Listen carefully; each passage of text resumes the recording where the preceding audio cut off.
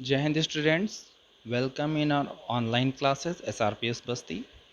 Today we will discuss the periodic trends of elements in the periodic table. Okay, so today it is the outline of the periodic table. There is S block, P block and D block. Okay, so we will discuss the electron gain enthalpy, ionization enthalpy and electronegativity, atomic radius in groups and periods.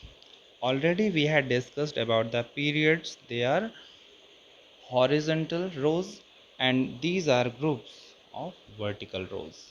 Okay, so on moving top to bottom in a group, atomic radius, okay, arrow is downward, means atomic radius is increases on moving top to bottom, on moving down in a group. And electronegativity is affected by size. Already we know about the electronegativity. What is electronegativity? Electronegativity means the power to attract the electron towards it. यानी कि किसी भी element की बात करें तो वो कितनी पावर से इलेक्ट्रॉन को अपनी तरफ पुल करता है, खींचता है, अट्रैक्ट करता है, उसको हम उसके इलेक्ट्रोनेगेटिविटी कहते हैं. ओके, सो इलेक्ट्रोनेगेटिविटी मीन्स जो जिसका साइज जितना स्मॉलर होगा उतनी ज़्यादा इलेक्ट्रोनेगेटिविटी उसमें होती है. ओके, इतनी तेज़ी से वो इलेक्ट्रॉन को अपनी तरफ खींचता है.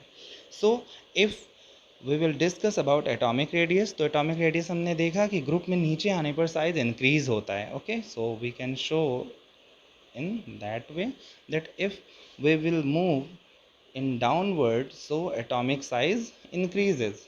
So smaller size जिधर होगा उधर electronegativity ज़्यादा होती है. So in a group we will discuss the trend that on moving bottom to top electronegativity increases. Okay, so about ionization enthalpy, if we will going bottom to top, ionization enthalpy also increases, means electronegativity and ionization enthalpy having the same trend in group. Okay, यानी कि नीचे से ऊपर की तरफ move करने पर group में बॉटम टू टॉप मूव करने पर आयनाइजेशन एंथैल्पी और इलेक्ट्रोनेगेटिविटी दोनों ही इंक्रीज होती है. तो हम इसे डिस्कस कर सकते हैं कि आयनाइजेशन एंथैल्पी क्या है, जिससे हम इलेक्ट्रॉन को रिमूव करते हैं. और इलेक्ट्रॉन रिमूव करना टफ होता है जब किसी भी एलिमेंट का साइज़ स्मॉलर है. ओके, और इलेक्ट्रॉन वो तेज़ी से अट्रैक्ट कर सकता है, यानी कि दोनों चीज़ें इंक्रीज होती हैं. About electron gain enthalpy, so it also have the same trend, यानी ग्रुप में बॉटम टू टॉप मूव करने पर इलेक्ट्रॉन गेन एंथैल्पी इंक्रीज हो रही है.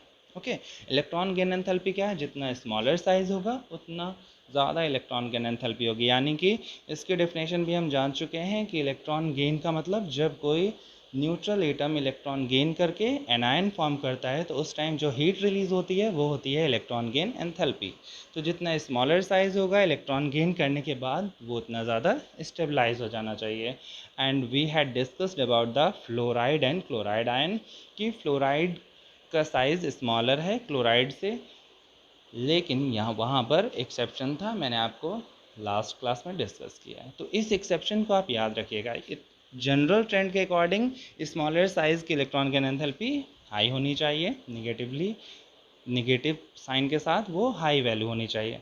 लेकिन क्लोराइड और फ्लोराइड के केस में एक्सेप्शन है कि क्लोराइड का साइज़ बिगर है फ्लोराइड से, फिर भी electron gain enthalpy more negative होती है. Okay, so it is exception and very important.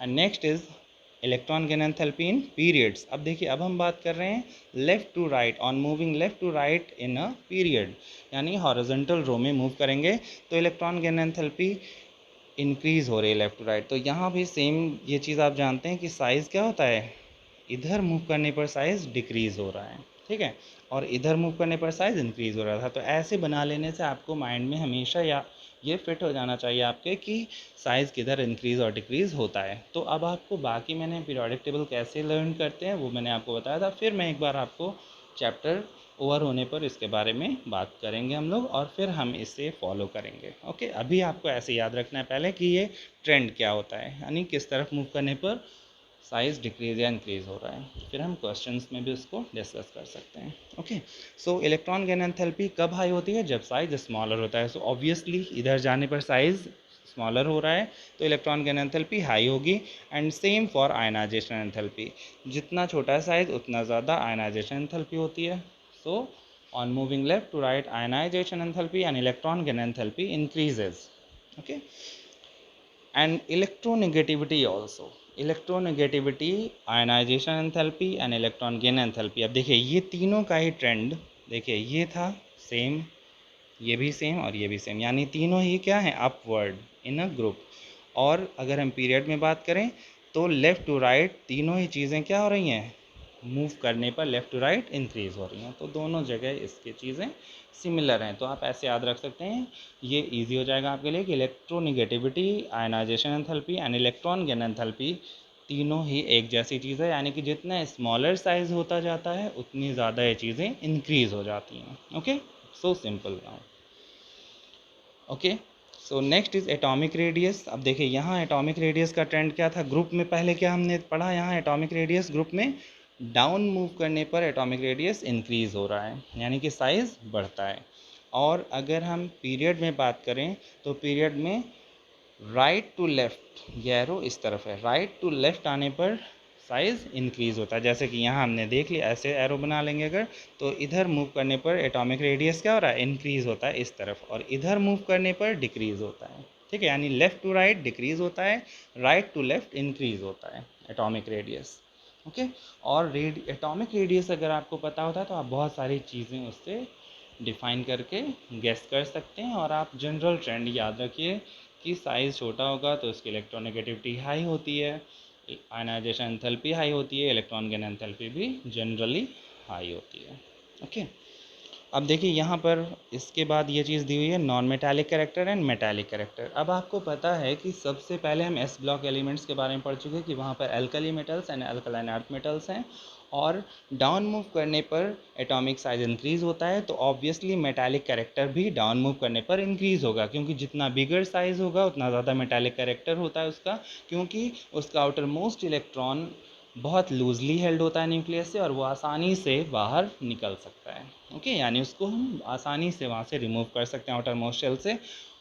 और इसको हम बोलते हैं electropositive character, that metals are easily donate their outermost shells electron, यानी वो आसानी से उसे इलेक्ट्रॉन को बाहर निकलने देते हैं ताकि वो पॉजिटिवली चार्ज आयन फॉर्म करें और स्टेबल कॉन्फ़िगरेशन अटेन करते हैं।